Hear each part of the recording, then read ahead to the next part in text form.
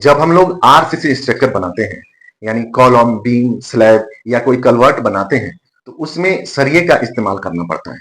वह सरिया टीएमटी बार होता है। टीएमटी बार जनरली 12 मीटर के लेंथ में आता है। स्लैब की बात करें या बीम की बात करें तो आप 12 मीटर का सरिया इस्तेमाल कर सकते हैं। उसी तरह कॉलम का बात करें तो 12 मीटर का सरिया यूज करने में परेशानी आती है, तो इसे हम 3 मीटर से लेके 6 मीटर तक के लेंथ में कटिंग करते हैं।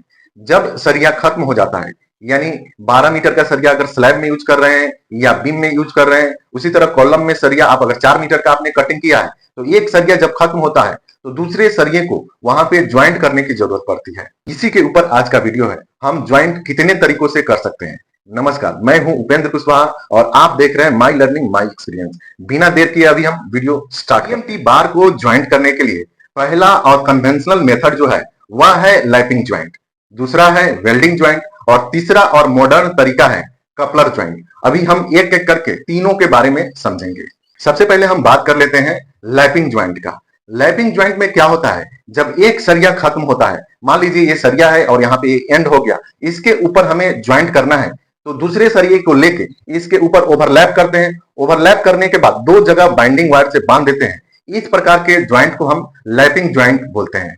इस तरह का लैपिंग ज्वाइंट आप 8 mm से लेके 32 mm डाया तक के सरिये में इजीली कर सकते हैं। अब बात करते हैं कि लैपिंग करते हैं तो लैप लेंथ कितना होगा, यानी जितना आपने ओवरलैप किया ये लैपिंग कितना होगा। यह लैपिंग 40 गुना से लेके 50 गुने तक होता है। किसका 40 गुना? जिस डाया का आपने सरिया लैपिंग कर रहे हैं उस डाया का 40 गुना से लेके 50 गुना तक होता है। गांव में या ज्यादातर इसी मेथड का इस्तेमाल करके दो सरिये को लैपिंग किया जाता है। जनरली 4th स्टोरी बिल्डिंग है या छोटा प्रोजेक्ट है तो यह ज्वाइंट काम आता है। अभी हम लोग दूसरा मेथड यानी वेल्डिंग जो करते हैं उसकी बात करते हैं। जैसे आपका पहला सरिया है और यहाँ पे खत्म होता है, तो दूसरे सरिये को लेके इसके ऊपर इस तरह से या इस तरह से वेल्डिंग कर देते हैं। अभी जो इस तरह से वेल्डिंग करते हैं इसको हम बट ज्वाइंट बोलते हैं और इसको लैप वेल्डिंग बोलते हैं। ये दोनों तरीके से वेल्डिंग किया जा सकता है। जब आप लैपिंग करते हैं तो लैप लेंथ जो होता है, यानी कि लैप करके जो वेल्डिंग करते हैं, इसका लैप लेंथ होता है 15 times of dia of bar, यानी जिस डाया का आप सरिये को वेल्डिंग कर रहे हैं उसके 15 गुना जितना होगा उतना लेंथ आएगा। यह मेथड फैक्ट्री या बड़े प्रोजेक्टों में रेकमेंड किए जाते हैं। डिजाइनर के सलाह से वेल्डिंग किया जाता है। ऐसा नहीं कि किसी भी बिल्डिंग में आप वेल्डिंग स्टार्ट करें, यह गलत हो जाएगा। यह हायर डाया के लिए भी इस्तेमाल किया जाता है, यानी 8 mm, 10 mm, 12 mm के सरिये में वेल्डिंग नहीं किया जाता है, उसमें आपको लैपिंग ज्वाइंट ही करना चाहिए। अब हम लोग तीसरे मेथड यानी कपलर ज्वाइंट की बात कर ले। यह सबसे मॉडर्न होता है, आजकल सबसे ज्यादा इसका इस्तेमाल होता है।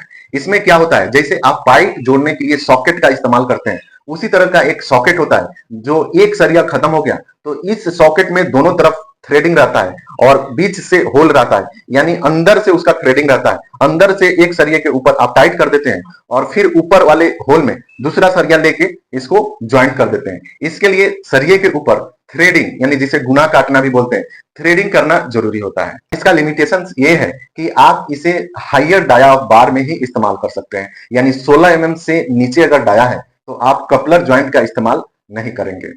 इस तरह के कपलर ज्वाइंट का इस्तेमाल वहां होता है जहां हाई राइज बिल्डिंग बनना हो, ब्रिज बनना हो, टावर बनना हो या कोई बहुत ही बड़ा प्रोजेक्ट है जिसमें हायर डाया ऑफ बार का इस्तेमाल किया गया है, तो ऐसे प्रोजेक्टों में आपको कपलर ज्वाइंट ही करना चाहिए।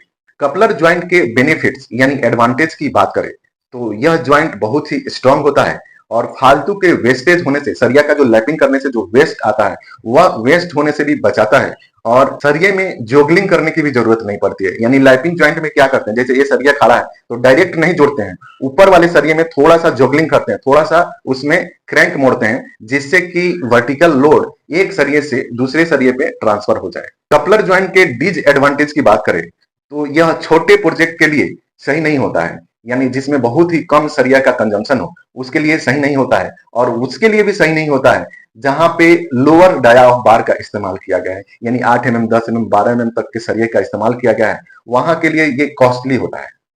तो आज हमने जाना कि हम सरिये को कितने तरीकों से ज्वाइंट कर सकते हैं। आप अपने प्रोजेक्ट के हिसाब से ज्वाइंट करने के लिए तरीकों का इस्तेमाल चुन सकते हैं। वीडियो अच्छा लगा हो तो लाइक करना, शेयर करना और कमेंट्स करना मत भूलिएगा। मिलते हैं नेक्स्ट वीडियो में किसी और टॉपिक के साथ। नमस्कार।